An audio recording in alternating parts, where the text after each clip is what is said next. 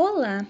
O nosso vídeo será sobre as malhas de medição de nível e a equipe é formada pela Amanda Martins Ferreira da Silva, Camila Fernanda Friso, Felipe dos Santos Ferreira e Natália Jansen.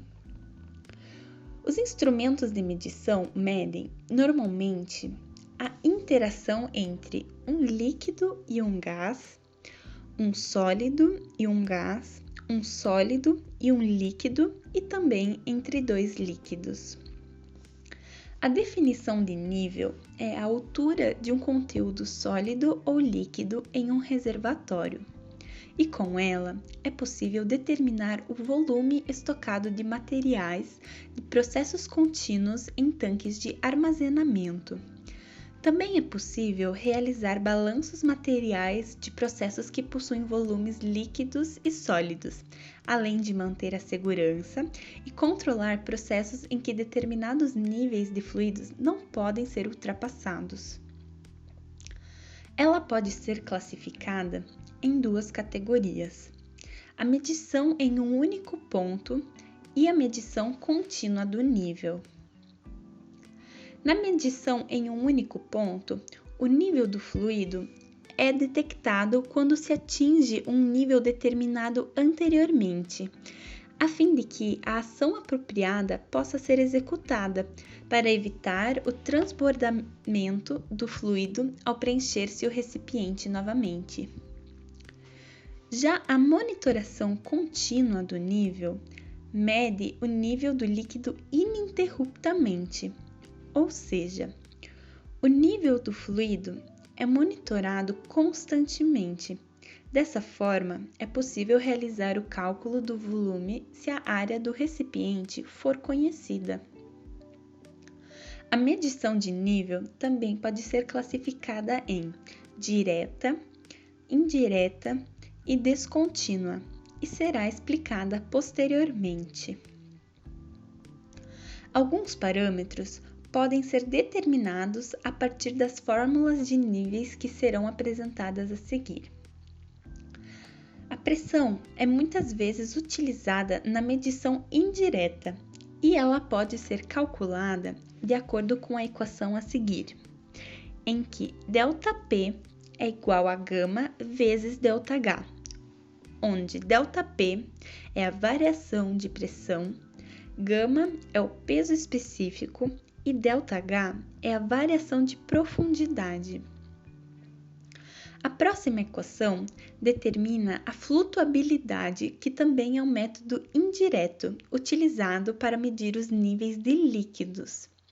O nível é determinado considerando a flutuação de um objeto parcialmente imerso em um líquido, pela seguinte equação, em que o empuxo é igual o peso específico vezes a área da seção transversal do objeto multiplicado pela profundidade de imersão do objeto.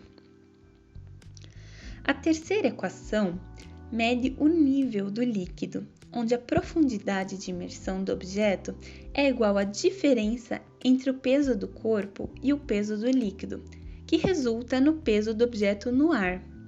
Isso dividido pelo peso específico multiplicado pela área. A próxima equação é utilizada para a determinação do volume do material no recipiente. Para esta equação, a letra A corresponde à área, que é representada pela equação de πr², onde r é o raio do recipiente. Como mostrado anteriormente, utilizando o peso de um recipiente, é possível encontrar a profundidade do material, que corresponde à letra D. Ao multiplicar a área e a profundidade calculada, podemos obter então o volume do material no recipiente. Com o volume calculado, podemos aplicá-lo na equação mostrada para encontrar então o peso do material, que corresponde à letra W. Para isso, multiplicamos o volume, representado pela letra V, pelo peso específico, representado por gama. A última fórmula de nível apresentada é de capacitância.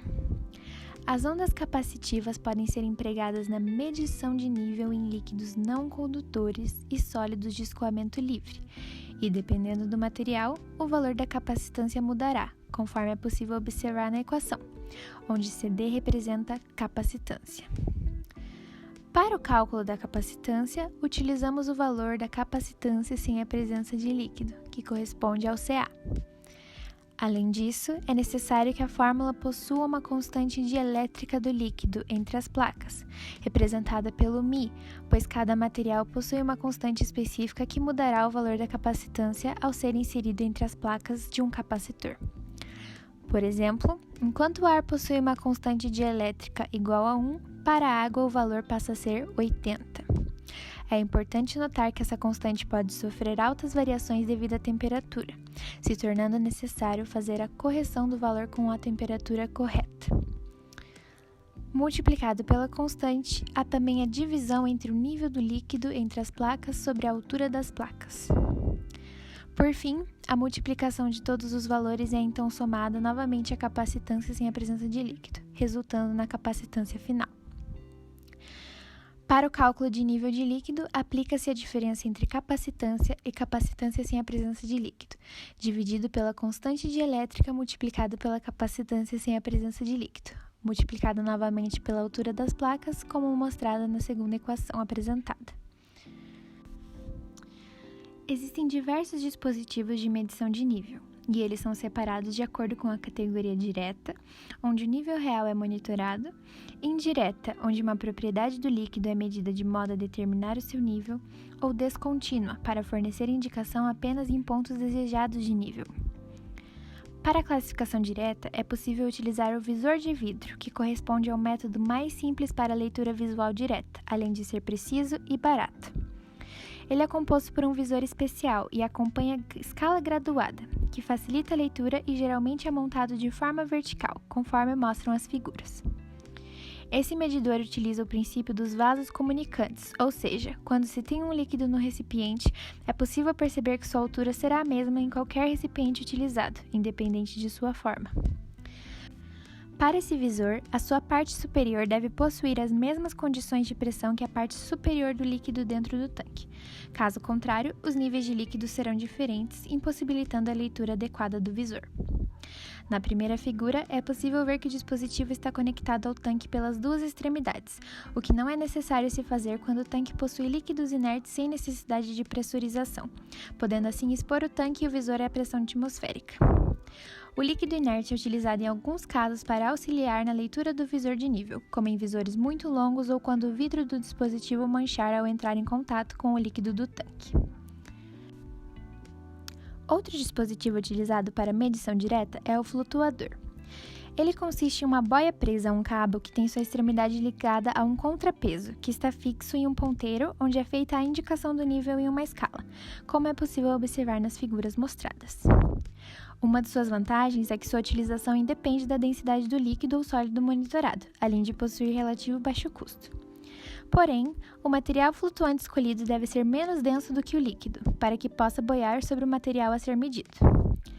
Esse método pode ser aplicado tanto em líquidos quanto em sólidos com escoamento livre, e para os sólidos, às vezes, utiliza-se agitação para nivelá-los.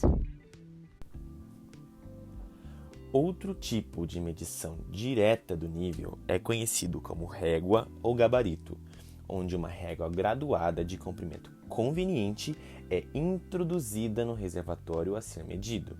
Na imagem mostrada, podemos ver uma representação esquemática do equipamento. Agora, vamos falar sobre os medidores de nível indiretos, onde o nível do tanque ou do vaso é medido indiretamente em função de outras grandezas físicas, como pressão, empuxo e propriedades elétricas.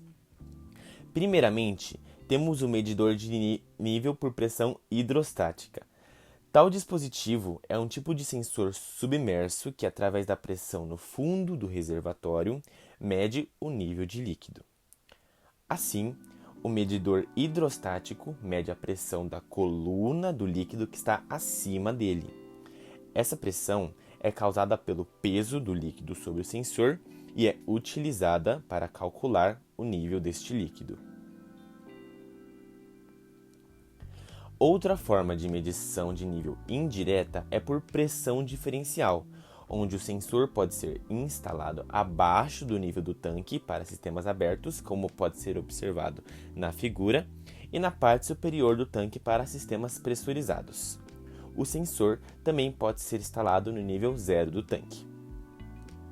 Com o valor de pressão fornecido pelo dispositivo e tendo posse da massa específica do líquido, é possível definir o nível de líquido. Já os borbulhadores são dispositivos que precisam de uma fonte de gás inerte ou de ar limpo. Esse gás ou ar limpo é forçado a passar por um tubo dentro do tanque, onde a extremidade aberta se encontra perto da parte inferior do tanque. Então, a pressão necessária para forçar o líquido a sair do tubo é igual à pressão na extremidade deste tubo. Essa relação corresponde à profundidade ou altura do líquido no tanque. Esse tipo de dispositivo é geralmente utilizado em tanques que possuem líquidos corrosivos, já que existe a possibilidade de utilizar um tubo de material específico. Temos agora o dispositivo de medição de nível conhecido como deslocador. Esse tipo de dispositivo utiliza a variação da força de empuxo em um objeto para medir as mudanças no nível de líquido. Tal equipamento deve ser calibrado para possuir um peso específico maior do que o nível de líquido sob medição. Para medir o excesso de peso desse deslocador, deve ser utilizado um extensômetro ou um medidor de força. Vale lembrar que o deslocador não deve tocar o fundo do recipiente nem ser submerso completamente pelo líquido, como pode ser observado nas imagens. Ainda como forma indireta, temos o ultrassom, o qual pode ser utilizado para a medição contínua do nível de um líquido ou de um sólido. Um único transmissor e receptor ultrassônico pode ser utilizado com um vão, obtendo-se um arranjo próprio para a medição de um único ponto. Assim que o líquido preenche o vão, as ondas ultrassônicas que partem do transmissor chegam ao receptor, podendo-se medir o tempo entre a transmissão e, assim, calcular o nível do líquido. O radar possui uma antena cônica que emite pulsos eletromagnéticos de alta frequência na superfície a ser detectada. A distância entre a antena e a superfície a ser medida pode ser calculada em função do tempo de atraso entre a emissão e a recepção do sinal, para então calcular-se o nível. Então, dentre os dispositivos de medição de nível, temos os que atuam de forma descontínua, e o primeiro deles é a medição por condutividade, onde pode-se mergulhar eletrodos metálicos em líquidos que conduzem eletricidade. E quando houver condução entre os eletrodos, a indicação de que o nível atingiu a altura do último eletrodo aparecerá. Outra forma de medição descontínua é a medição por boia, em que uma simples boia é acoplada a sensores eletrônicos, que podem ser do tipo capacitivos ou ultrassônicos. E então, dessa maneira, o nível do líquido também poderá ser medido. Por fim, devemos destacar que uma série de fatores pode influenciar na escolha de um medidor de nível, como a pressão no líquido, a temperatura do líquido, a turbulência, a volatilidade, a corrosividade, a precisão necessária do tipo único ponto, direta ou indireta, as partículas presentes no líquido, entre outros. Lembrando que os flutuadores são muitas vezes usados para detectar os níveis de fluidos, porque esses instrumentos não são afetados por partículas, podem ser empregados em suspensões e ser utilizados em uma vasta gama de líquidos com pesos específicos distintos. E também porque flutuadores planos são menos suscetíveis a turbulências sobre as superfícies do líquido, em virtude de sua área. Agora, podemos entender melhor o que são e como funcionam os instrumentos de controle de nível. Agradecemos pela atenção.